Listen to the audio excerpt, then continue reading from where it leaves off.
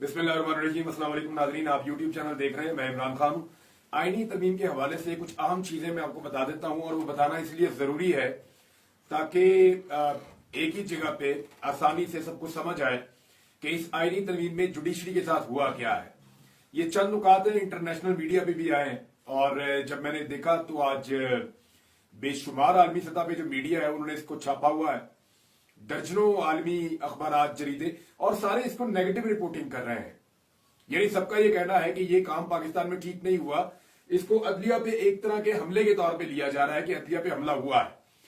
अब आप इसमें ये देखें कि एक तो जो आईनी तरमीम पास करने का तरीका है उसके ऊपर तनकीद की जा रही है कि तरीकाकार गलत था।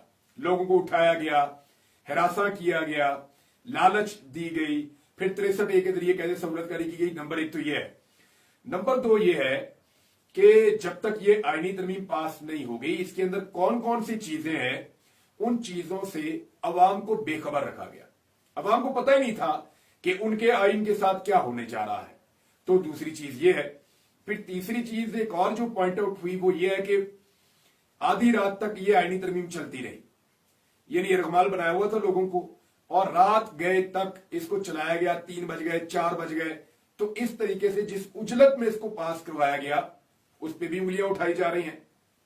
फिर जो चीज की गई है, इसमें जो सबसे बड़ी चीज है वो ये है कि पाकिस्तान में जो जुडिशरी में एक बहुत इंपॉर्टेंट रोल प्ले करती है वो है जुडिशियल कमीशन ऑफ पाकिस्तान। ये बॉडी बड़ा अहम रोल प्ले करती है। इस बॉडी में पार्लियामेंटेरियंस को शामिल कर दिया गया है। यानी इसमें अब MNAs और सेनेटर्स इसके अंदर शामिल किए गए हैं। इसकी वजह से जो अदलिया है उसमें सियासी मुदाखलत अब बढ़ जाएगी। यानी पहले भी अदलिया में सियासी मुदाखलत होती थी, सियासी जजेस होते थे।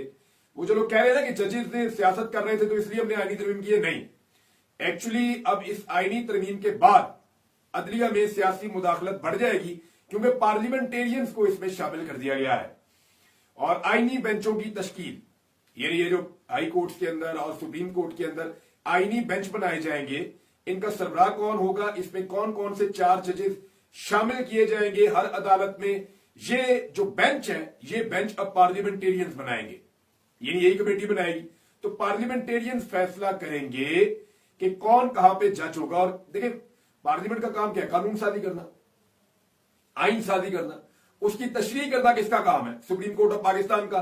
तो उन्होंने आईनी बेंचेस बना दिए हैं कि जनाब ये बेंचेस अब इसकी तशरीह करेंगे। अपनी मर्जी का बेंच बनाओ, अपनी मर्जी की तरमीम करो, और अपनी मर्जी के बेंच से अपनी मर्जी की तरमीम को आगे बढ़ा दो। ये नहीं, उससे तो कोई प्रॉब्लम ना आए। फिर चीफ जस्टिस ऑफ पाकिस्तान का जो इंतखाब है वो भी अब एक सियासी नौयत की चीज बन गया है। यानी 3 चीफ जस्टिस जो मुतवक्के होंगे, उन तीनों को इस बात की मुसीबत पड़ी होगी कि हुकूमत को मेरे से ज्यादा खुश रहना चाहिए।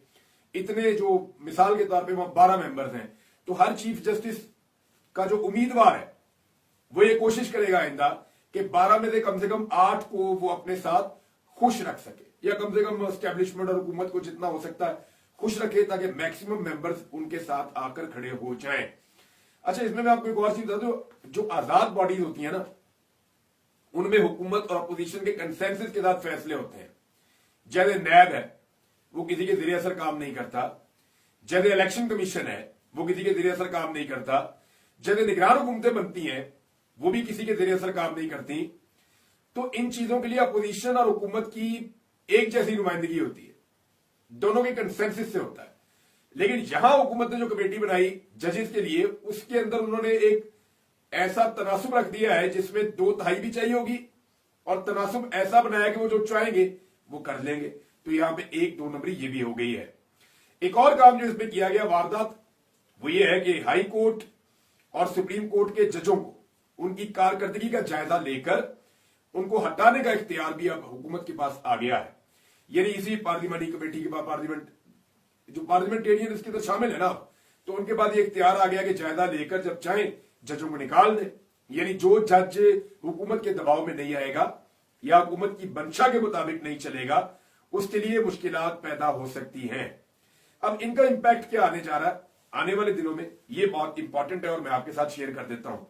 नंबर 1 तो आप ये याद रखें कि मजीद तरामीम भी आ सकती हैं और मजीद कानून साजियां भी हो सकती हैं। क्योंकि देखें ना, आईनी बेंच बनने के बाद हुकूमत के ऊपर से खतरे की ये तलवार जो लटक रही है वो